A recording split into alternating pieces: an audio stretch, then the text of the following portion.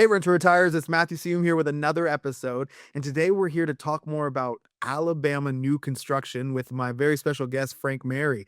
Frank, how are you, sir? Doing well today. Glad to be here. Yeah, appreciate you joining us.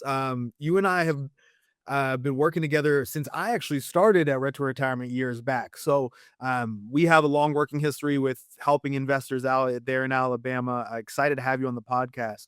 Let's jump in a little bit. And before we get into the incentives, Tommy and myself, we were on a previous episode talking about 9% incentives, 11% Right. incentives, which again is not normal by any means for real estate.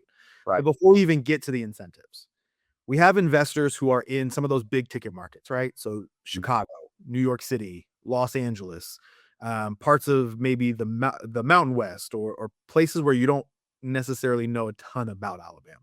Right. Can you speak to Alabama real estate in general right now and what you're seeing? Sure. Sure. Alabama real estate to me has been, and most of our investors are coming from those places you just mentioned. Mhm. Um, Probably one of the biggest reasons early on is your money can buy more of a house in Alabama than it can in, say, Los Angeles or New York. Um, so the money just goes further. You can get a nice 3, 4, 5 bedroom here between 250 and 350. Two-car garage, yard, all the rest of that. Well, my impression is in some of those other bigger cities is like you're buying a studio or something like that. Yeah, yeah. Um, so that's one of the reasons you get more bang for your buck here. Alabama is a landlord-friendly state. Some of those places you mentioned are probably more tenant-friendly. And obviously, no investor ever wants to have to deal with a tenant that you need to evict for non-payment or for whatever reason. But if that happens here, the laws in Alabama tend to be a lot more sympathetic to landlords and the ability to get somebody out of a property if they're not paying or whatever. Property taxes here tend to be really low. I know one of the other markets that you guys, not to name them, but one of the other markets that y'all sell in, which is in the greater southeastern area, but their property taxes tend to be a lot higher. Yeah. So at the end of the day, this is all about cash flow, right? And you're trying to, you've got your rent coming in, but then now you're paying your annual taxes, you're paying your insurance, et cetera. Yeah. I think we're one of the lowest property tax states out there too, so that kind of helps. But that's probably part of the overall picture of why people are choosing Alabama. If you think about the way we're divided, is kind of in the north, you've got the greater Huntsville market. Huntsville, there's a lot of activity going on there. You've got the NASA presence is there. Space Force is relocating there. A lot of engineering, a lot of technology. The FBI is building a second headquarters there. I'll be honest, right now, we've got homes in Huntsville that we can sell. I don't think we've necessarily uploaded any to you guys recently, but just so that that people are watching this video and they're like, we love Huntsville, want to get there. Yeah. My one, and I've got a rental in Huntsville, so I like the market. Um, I think right now it may be a little overbuilt from a rental standpoint. Okay. So if you're going as a long-term play, it's a fantastic location. I think the upside to Huntsville is huge. You just have to realize there's a lot of competition because there's a lot of homes there. A lot of people are trying to rent homes. Mm. So your lease up time may be just a little bit longer. And you may not be able to kind of increase rents quite as aggressively as you want to, just because there's so much competition on the ground right now. That will dissipate over time. But that's the northern part of the state. The center part of the state is where we're located. We're in Birmingham, Alabama. Um, so you've got Birmingham, greater Birmingham area, which is the largest city here. So roughly, let's say 1.5 million people in the greater metro area. Okay. To the west of us is Tuscaloosa, which is for anybody who's watching this, who's a sports fan, they know that's where the University of Alabama is located. Tuscaloosa is actually a great rental market, and not so much because of the students who go to the university, but there's like 12,000 faculty, staff, administration there. There's a huge Mercedes plant right outside of Tuscaloosa that employs about 6,000 people. They've got a large medical center there. Rental demand in Tuscaloosa is fantastic. Like people don't tend to have extended vacancies there, so there's just a constant demand for rentals. But we're all here kind of in the center part of the state, and then down south, as you get down towards the Gulf, we've got properties that we can put people prices tend to go up a little bit more as you get closer to the coast. Mm. Um, so we tend to focus mostly in the center and the northern part of the state. Just seems to be a stronger rental market for people. But that kind of answer give you kind Yeah, of that's overview. amazing. I appreciate that, and I'm sure our listeners do as well, right? We've been again, we've worked with so many investors who have loved and been surprised by, to be honest, right? Things like you talked about, whether it's the property taxes or they're like, wait, I can get how much house for $275,000. They'll can always confirm with me, are you sure it's new construction? Like it's brand new, right? It's like, yes, it is. Right. So I love that. Thank you for that.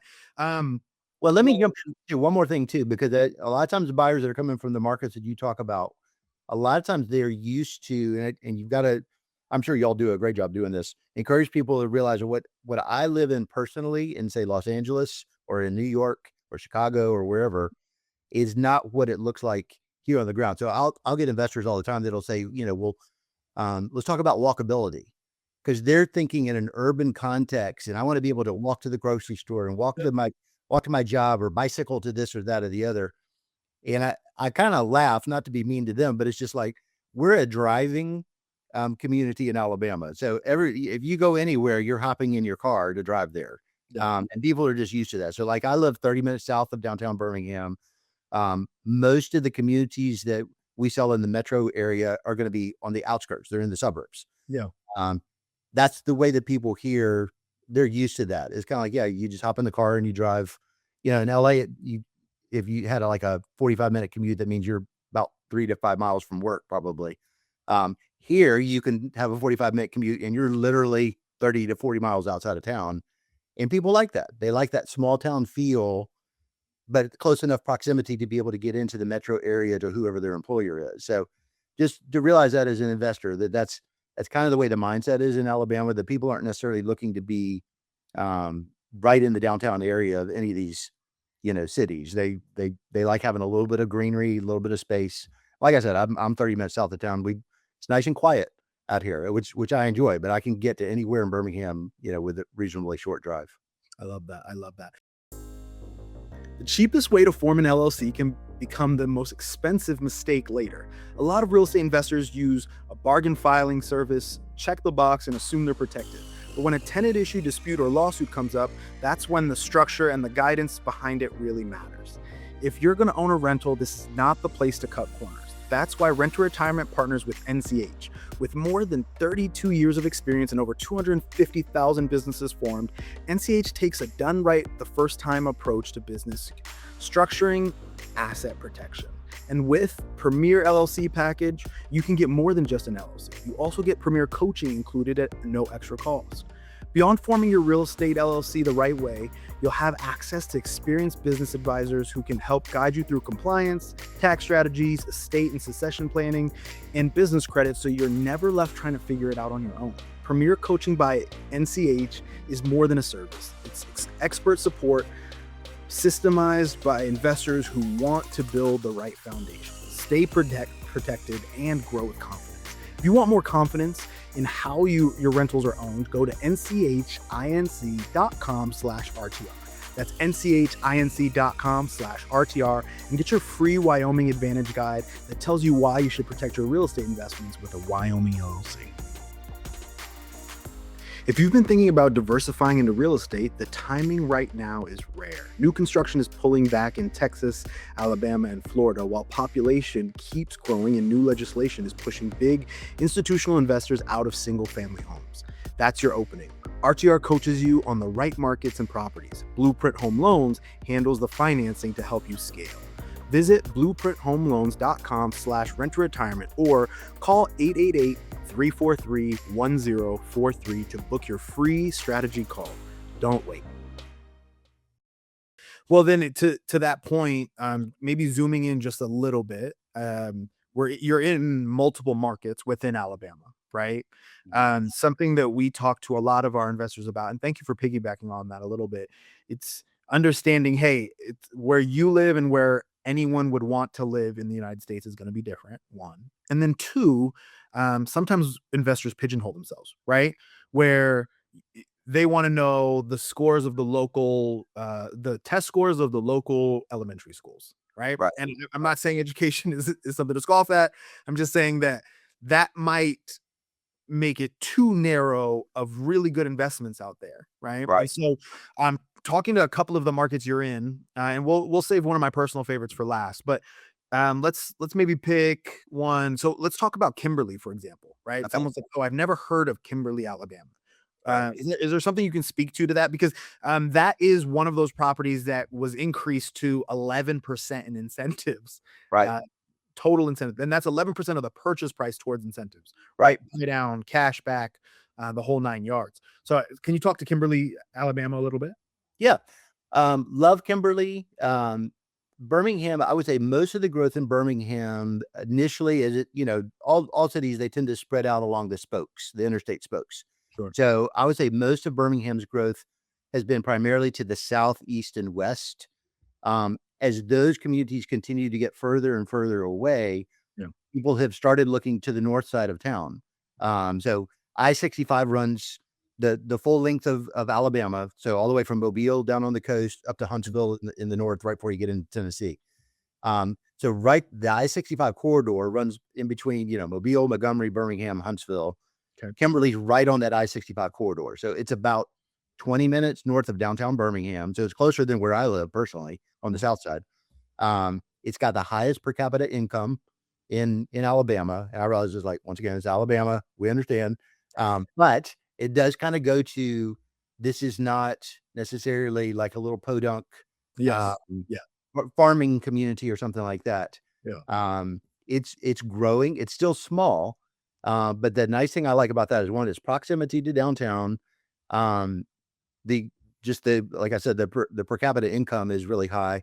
And I think there's not as many rentals there currently. So it's a great opportunity to get in. I think both from an appreciation standpoint, that I think this is going to continue to go, prices will continue to go up, but also you don't have a whole lot of competition as far as rentals. When I talk to our rental management company, they're like, as soon as you put one of these under contract, we've got applicants. I mean, they're lined up. They want to be in this community. So it's still relatively small, still relatively new. The history of it is, I mean, Kimberly itself has been around for a long time. It used to be coal mining in that part of the area. Gotcha. So they quit mining there, I think back in the 40s or 50s or something like that. But that's just the direction that we're starting to see for Birmingham. Communities are starting to pop up going north of town. So once again, they're going to be closer there than where I am personally on the south side. You brought up a good point that I want to touch on again. So we have some properties on our inventory sheet that are leased, right? Great. There's a tenant already in place. There's specific reason why yours are vacant, right? And if I can, and I'll let you kind of double down on what I want to mention. And this is probably a good pop quiz for me as I help my investors. But the way I understand it is, you're also selling these properties to first-time home buyers, to local buyers who are living in as primary residences, right? So you can have a rental right next to someone who's planning on living there for the next 10 years of their life.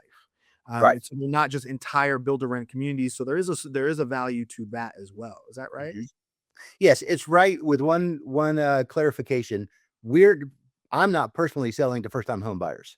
Yeah. Like, we work exclusively with investors. Gotcha. So Robert, who's the other licensed agent on our team, along with Mike McBallen, who owns our agency, we only work with investors. So I don't go out to show retail buyers, show the homes and walk them through because they want to live in it personally. So we exclusively work with investors. But to your point, yes, the builder has got retail agents on the ground in those neighborhoods. And ironically, that's who we compete with. So they're out there trying. So as we head into every weekend, I'm always kind of like, because the weekend's a big retail sales time. Yeah. And it's kind of like, man, I'm hoping everything on our list is still there when we get here Monday. Which we don't know, So anytime I get a contract request, we have to immediately go to the sales manager and say, hey, is it still available? Because we want to write a contract. Yeah. And he'll tell us that. But to your point of it being a mix, yes, I would say the vast majority of these communities that we're selling in, the majority of people are going to be primary home buyers, and not renters. So it's kind of like, but they all permit rentals. So it's not D.R. Horton. We've kind of got, I wouldn't say it's an exclusive with them, but in Alabama, we're probably the major real estate company that is selling to investors, of their inventory. Um, so it's kind of it is a nice mix though. You've got a Oh, lot of primary home buyers. And like I said, every time I send in a contract request, it's kind of like fingers crossed that, yeah. we get a response back, yes, it's still available because we never know I until mean, it's a good problem to have, right? it That is. a lot of people like the properties that you guys are offering. So, and our investors have had the same experience. So, then pivoting back to the markets really quickly, I wanted to touch on one of my personal favorites, which is Tuscaloosa. I Mhm. have investors that top of the year, I'm expecting a text message, "Hey, we're looking for another one in Tuscaloosa." I and a lot of the listeners already know this. I personally started investing in 2017 outside of a major university here in Utah. So I love that play, both as the immediate vacancy mitigation and for the long term, just because you have major universities that are consistently bringing in new lifeblood, right? So I'm Right. really from the DC area. I moved here for school, and here we are. A wife, two kids, and 10 years later, or 15 years later, I'm still living in Utah. And so that same thing I've seen happen, outside of University of Alabama, where you have faculty, staff, like you mentioned, but then also people that are coming and kind of building a life in that area that they ended up Right. going to school in. Can you speak to maybe a little bit more to the why with the vacancy? I know that there are huge hospital systems, there are huge Mhm. automobile manufacturing plants, actually statewide with Alabama, Right. which is a good thing to consider in terms of job security. But can you speak to just why the vacancy rates are just so low in Tuscaloosa consistently? I think Tuscaloosa as a community, for whatever reason, and this isn't specifically students, Mhm. rentals.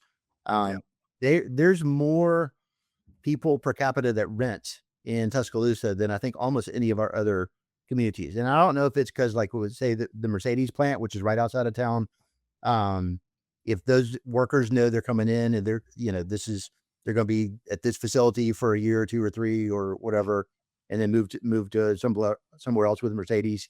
Um, Faculty and staff and administration. I mean, there's some turnover there, but it's just the medical establishment. Nurses are constantly coming in and out. As far as that goes. So it's just it's it's always a very dependable rental market. I mean, I love Tuscaloosa. If I wasn't married to an Auburn grad and had both my boys go to Auburn, I would buy one there. But for those of you who live outside of the state, it's a blood thing here. Yeah. So Uh, you, my wife would never approve me putting any of our investment money into Tuscaloosa. So can't cross those it's lungs. no business reason whatsoever. It's completely emotional.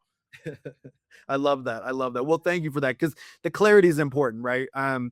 Now, I think lastly, before we let you go, I wanted to maybe talk more about the numbers, right? Obviously, that's what a lot of our investors are here for. And the nice thing about it is a lot of our investors are essentially market agnostic, right? They're really looking for where it's most advantageous. And I can't think of something more advantageous than 11% of the purchase price. I think Right. that's outstanding. Tommy and I, we joked back and forth it feels like one of those things that people are getting used to, and then 2 years from now think, "Oh, I'm so glad I got $4,000 towards closing costs, but man, if Right. I could have gotten in earlier," right? So, I'm looking here at obviously the inventory on renttoretirement.com. If you're listening to this, again, renttoretirement.com, and you can see our whole inventory sheet there. But, I mean, Tuscaloosa, Columbiana, Kimberly, all of these markets have 11% of the purchase price, and to be clear, and confirm if I'm incorrect, Frank, but that can be used however they'd like. It can go toward their closing costs. That can go towards their buy down. That can assist them with paying themselves back for their down payment post closing, right? What have you seen investors use and been successful with these large of incentives? Yeah, you're absolutely right. The 11%, and we've got probably about 17, 18 properties right now. They have to close in June, so that's the caveat with this 11%. Um, but they can use it towards their lender buying the rate down. They can use it towards their closing costs. Sometimes investors will come in. Like I had one just the other day who's like, I really want to build a fence because I want to have this be pet friendly, for prospective tenants. And it was like, fine, you've got 11% of the purchase price is available, you 100% can use part of that money. Probably will do it. The builder doesn't build fences. So what we talked about doing is having the rental management company will basically, they will hire a vendor to go in and put a fence in. once the home closes. Yeah. Um, so, put a fridge in. Some investors will put a washer and dryer. I don't generally encourage it because I think most tenants here don't come in expecting it. Yeah. Uh, Washer dryers tend to have a little bit more mechanical issues in a relatively short period of time. So, but if you wanted to do that, you've got money available to do it. The way it works is depending on whether you're doing a conventional loan or DSCR loan. With a conventional, you can only use 2% towards lender costs and closing costs. With a DSCR, you can use up to 6%. But whatever the balance is of that 11%, at closing, the rental management company invoices the balance. And so it goes into your account at the rental management company, um, probably within the first, I don't want to overcommit them, but let's say within the first 60 days. Once you've got a tenant in place, you've covered any kind of lease up fees or any kind of, let's say you're building fence, and anything like that you're spending money on, you will get to the monthly disbursement, and anything that's in a balance beyond, say, what you want in reserve for your maintenance gets dispersed to you. So they can't, I think by mortgage law or real estate law, the builder can't give you the money at closing, but the builder can. They put the dollar amount into the contract, and as long as it goes towards closing costs, rate buy down, rental management, or any other kind of vendor purchases, all of that money can get used, and it winds up in the rental management account, whatever the balance is. Thank you for clarifying that. It's helpful, right? Because the investor is sometimes concerned, well, how am I going to get my money? It is an owner's draw. That is good as cash. You can do whatever you'd like with those funds.